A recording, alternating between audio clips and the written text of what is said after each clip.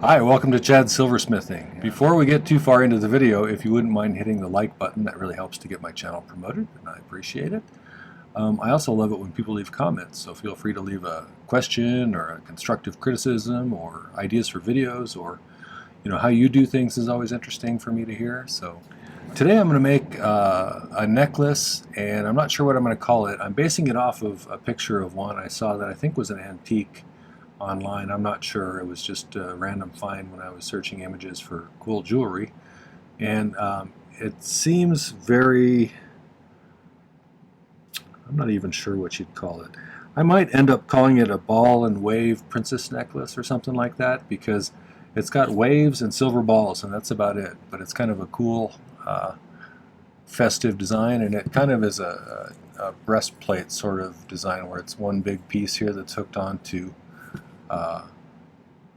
split chain. So we'll give that a shot and see how it comes out.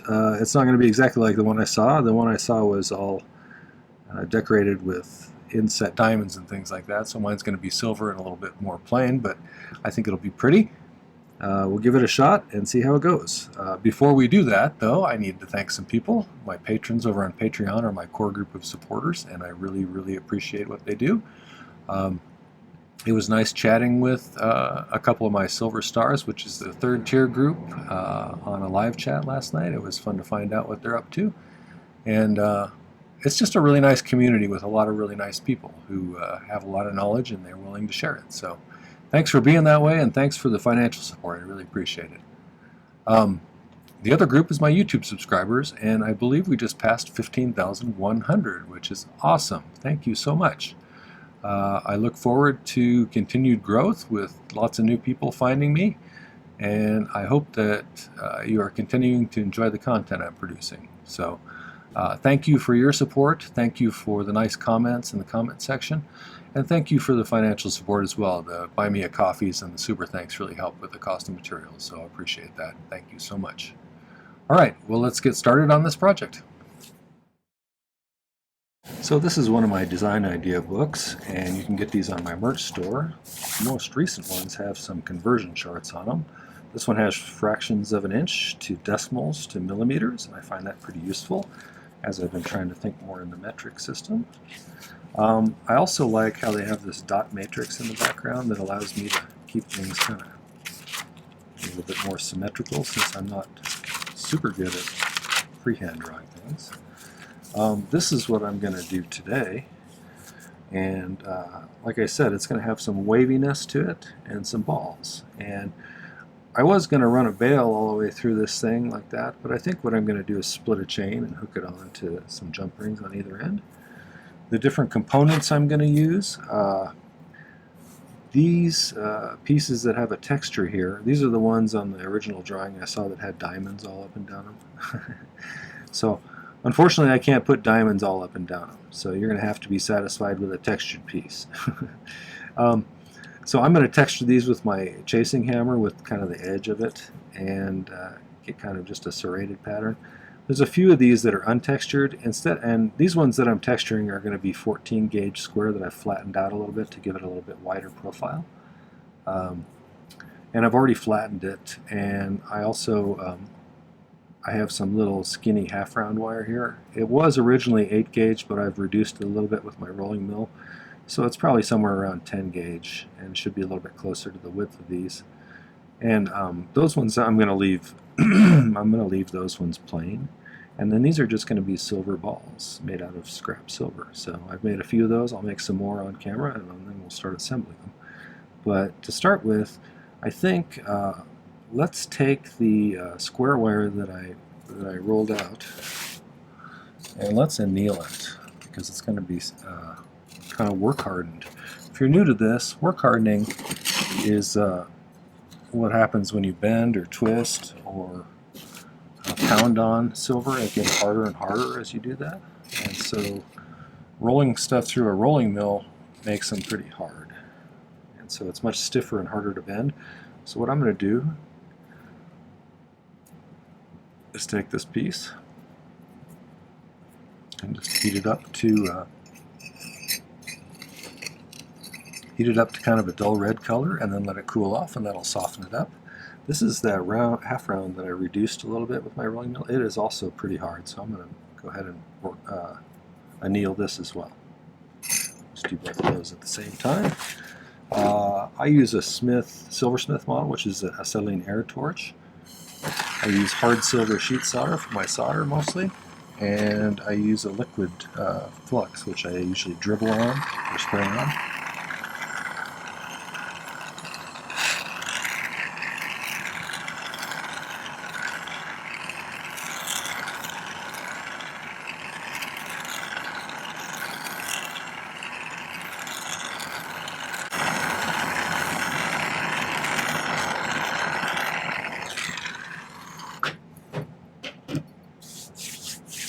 Let that cool for a minute. See something cooled off at all? Yes, they have.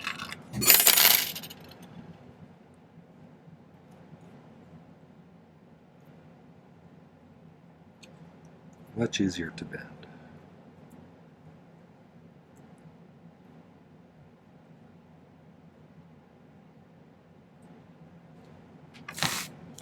To start with, I think I'm going to cut the end off flat here. I'm going to start with the center one and work my way out, I guess. We're going to be bending this in the direction it doesn't really want to bend, so it may give us some resistance to that. But we can maybe use, where did those go?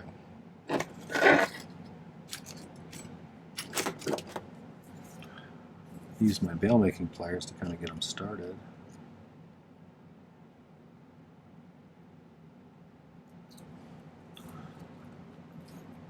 Kind of go like that.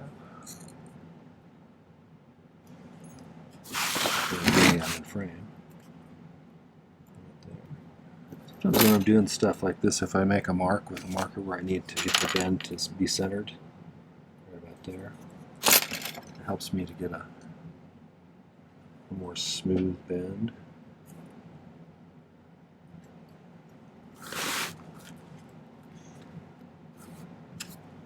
It's close, but a little bit more.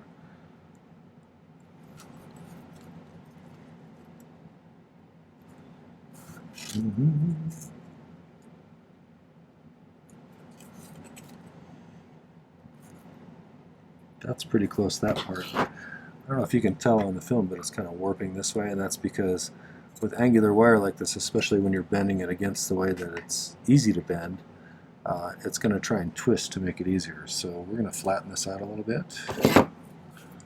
Just try and correct that as we go.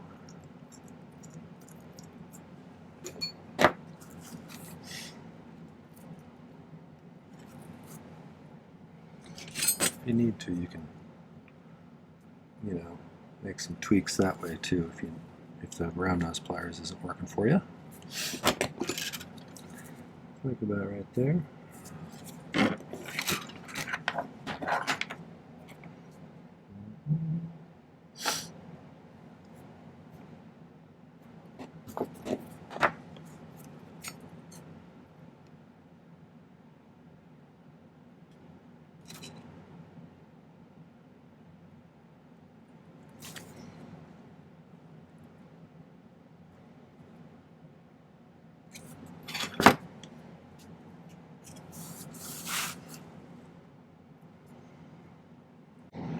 That's pretty good. Let's get it to about right. Right there, we'll cut it off.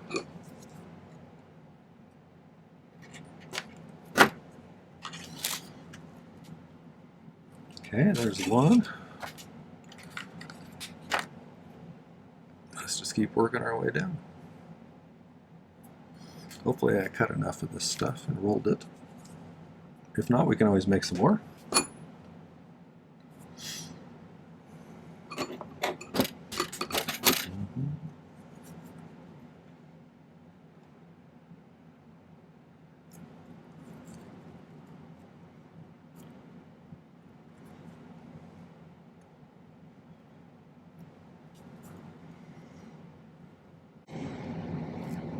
I got it pretty good on that one. I don't usually hit it that on the nose. Right there.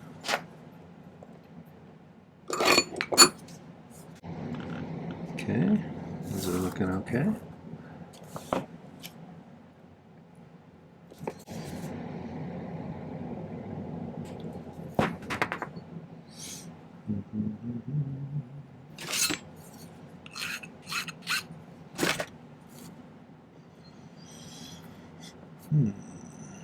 Okay, I need to go the opposite direction on this one.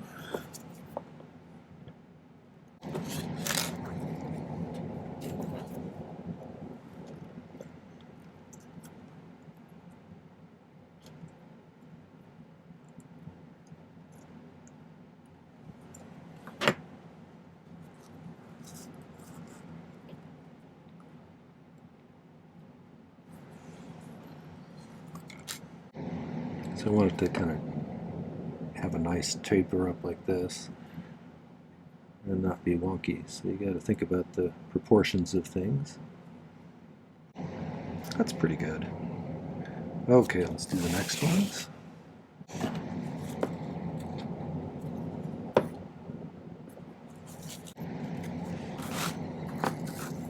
I've seen a lot of similar stuff like this online before. I think it's a kind of a cool style. Not sure which art category to put it in though. Alright. Now I need to use this half round wire.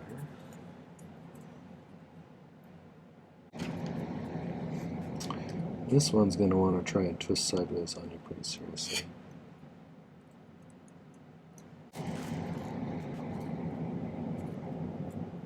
That's pretty good. I just need a little curve up at the top corner here.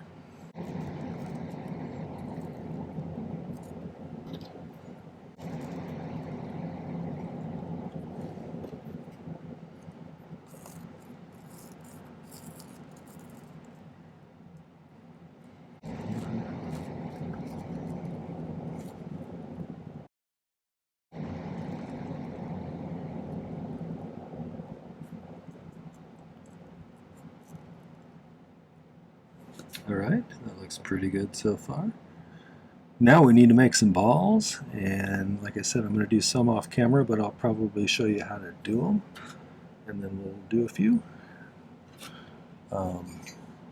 Normally I would say if you're going to do a series of balls that are the same size, and some of these are going to be the same size. There's a few different variations since I just sketched it out, but for the most part, a lot of them are going to be in this size range right here. So I've already done some of those. But if you need to make equal size balls, you just take the same size wire and cut equal pieces. Now I'm trying to use up some scrap stuff that I have, so I will not be necessarily doing it that way. I'm going to have to kind of eyeball things. And so when you cut a piece off of this,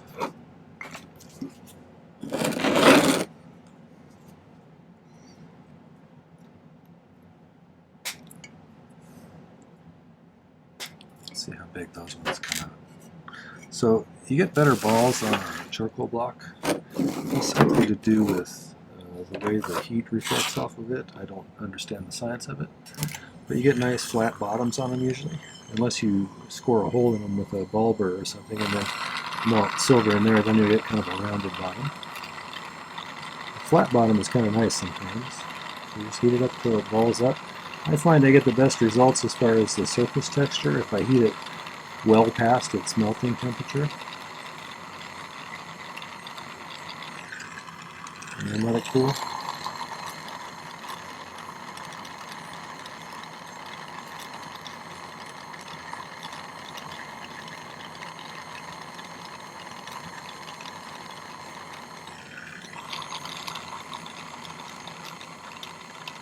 If you don't like the texture, you can always remelt them again like that.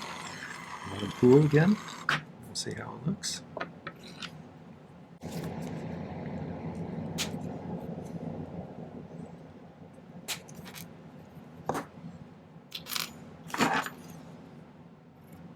And those might work for like this one here. I don't know if you can see that or not. Some of these are kind of in that size range, so I'll make a few kind of in that size. But I'm going to make a variety of them, so I'll make a few more and then I'll do the rest off camera so we can get them all ready to go. And we'll just start assembling the piece. Oh, actually, we got to texture these after they pickle for a while.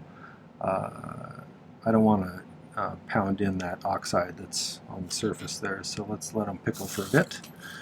And then we're going to do some hammering.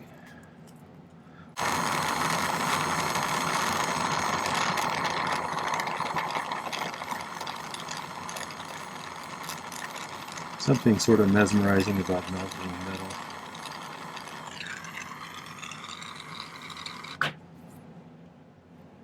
Alright, well, I'll make some more balls and then we'll get this kind of lined up on the pad and we'll start soldering it together.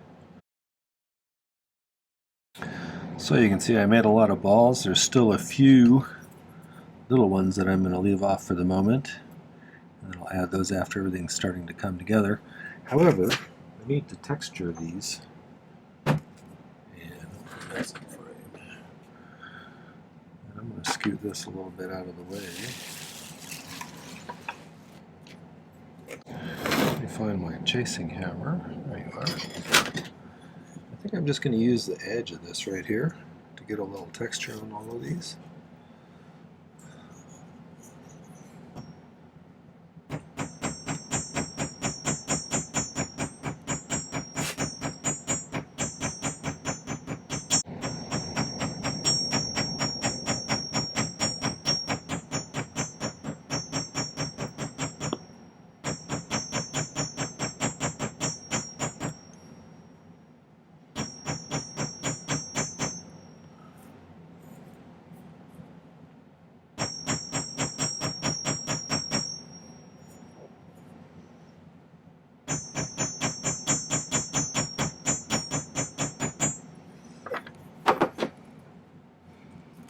That's going to be that one.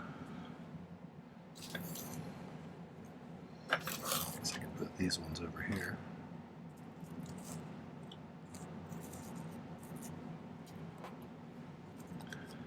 Just kind of lining them up where they go so I have them in the right spots. I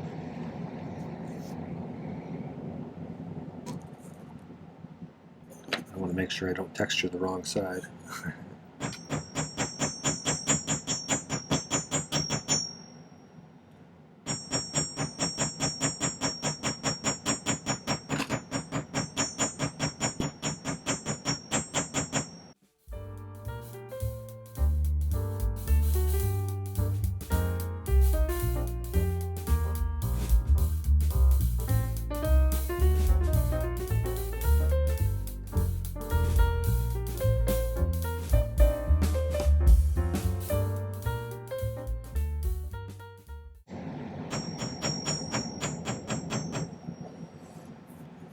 Okay, I think that's all of the texturing I probably need to do. So I think I have it backwards there.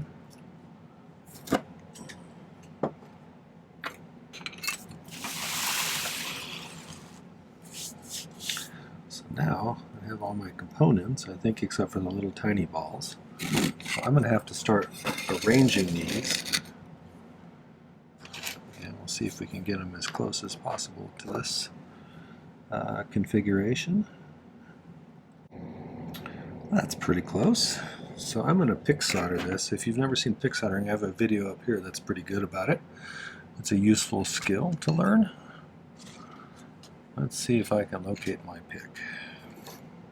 There it is. And my solder. There you are. So I'm going to cut some smallish pieces of solder. I'm going to try and solder these to this kind of on the side of this without getting a lot of solder flow into my texturing there. I have a little punch I can use if I actually get some flow into there. I think that will fix any kind of smoothness that I create if I make a mistake. A little more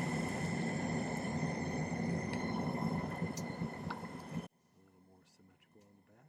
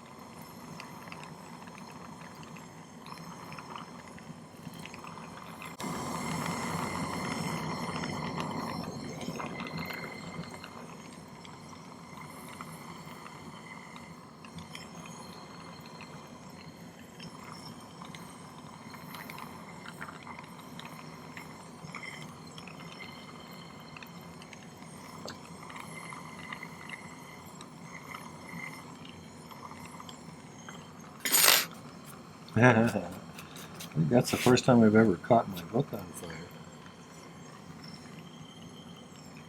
Yeah, that's what I get for being focused.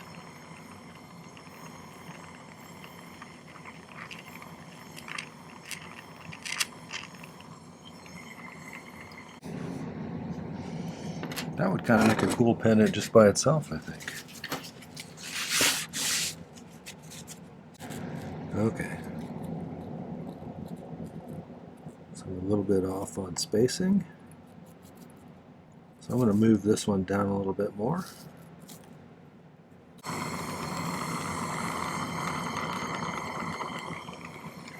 Let's try that and see how that works.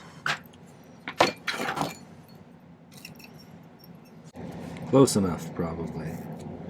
Okay, our next step is soldering that guy on there. And I'm going to mark where they come together so I don't have to guess. So right there.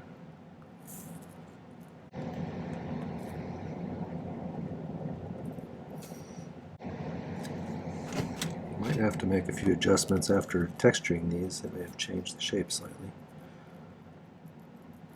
That's pretty close. Let's go with that.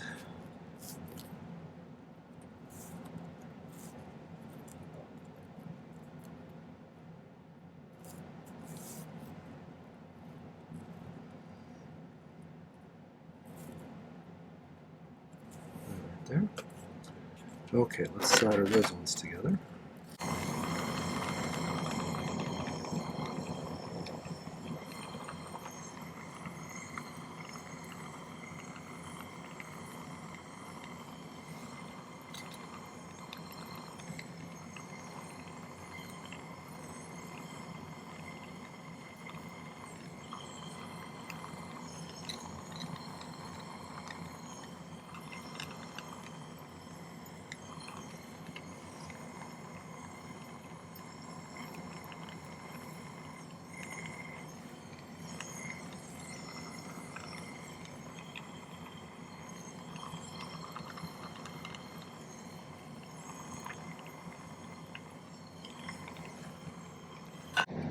Need a little small ball here, a big ball there.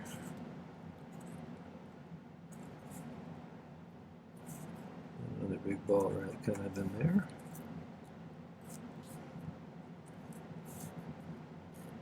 Small one there. Smallish one there.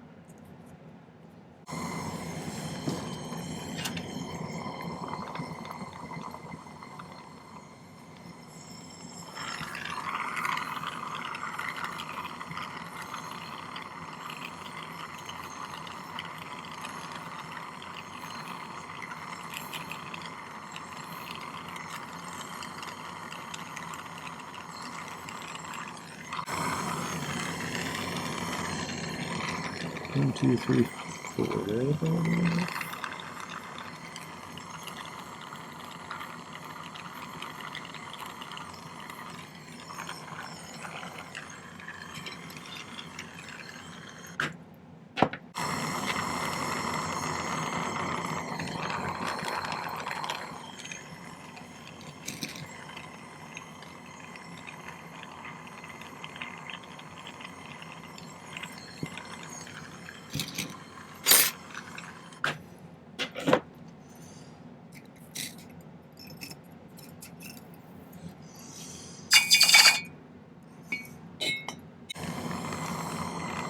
As you add these things, it's adding mass to the overall piece, and so it takes a little bit longer each time to get it up to temperature because it's got to get all the way to 1450 degrees.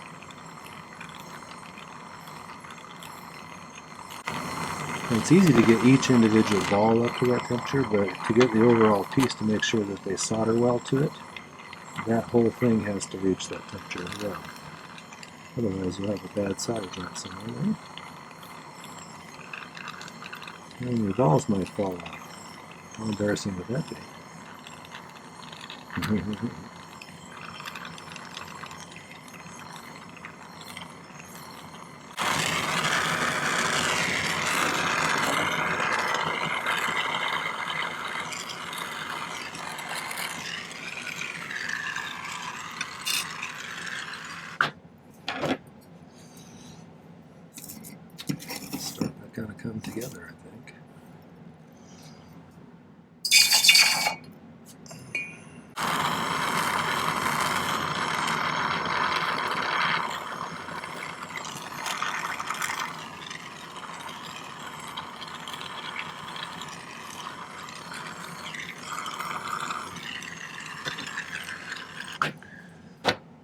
close.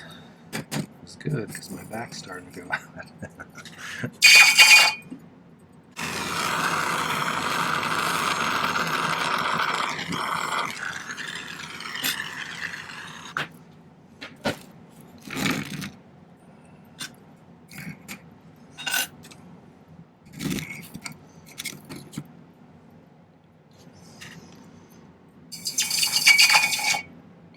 So this solder joint isn't soldered, it just kind of came apart. So let's make sure we do that one too. Make a mark on that ball so we don't forget.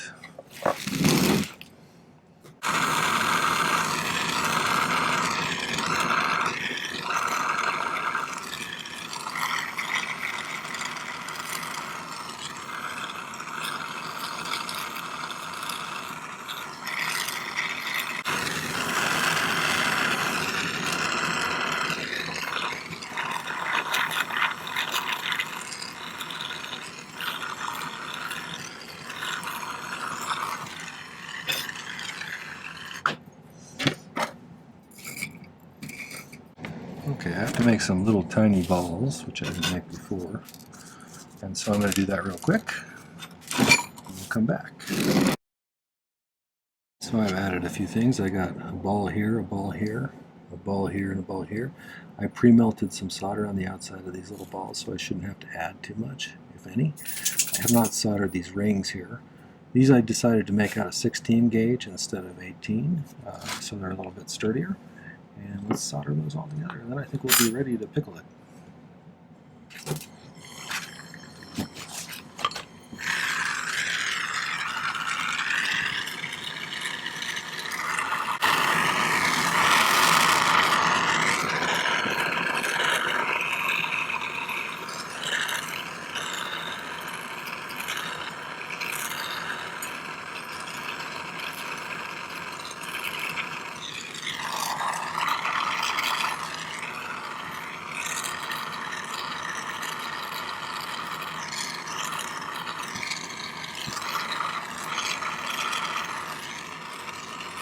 Yeah, that one already soldered, it looks like.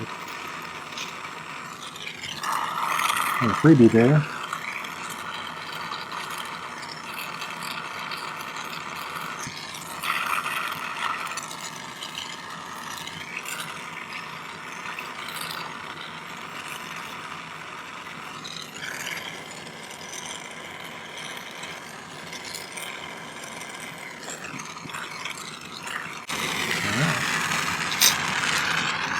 I'm going to double check my solder joints, and then if everything seems pretty solid, I'm going to pickle it.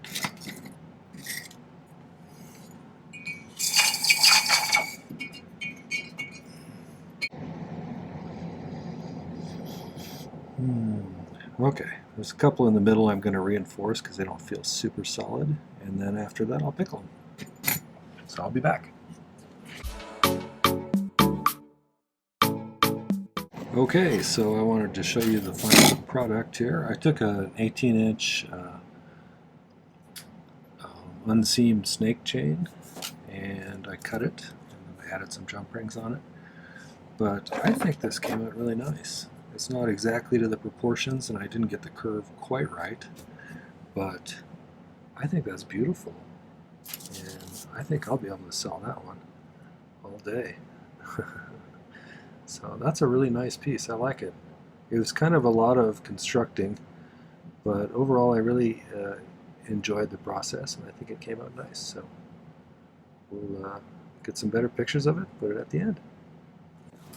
All right, well that was the ball and wave princess necklace, I guess. We're not sure we're going to call that yet, but I hope you enjoyed it. If you did, make sure to hit the like button before you leave.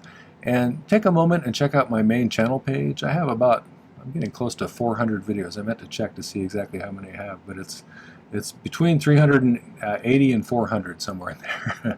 So I've been doing 3 per week for almost 3 years now, so there's a lot of content.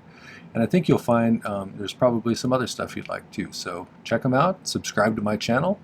Maybe hit the bell button so that you get notifications, because I put out 3 videos per week and it'll remind you. The other thing is check out the video description down below. There's some important links. There's a link to my merch store where you get those design idea books that I find so handy. There's a link to my ebook, which is a guide to 2023's YouTube tutorials, and that's kind of a handy way to access those with some extra information. And then there's a link to my Patreon, as well as a few other different links that are important.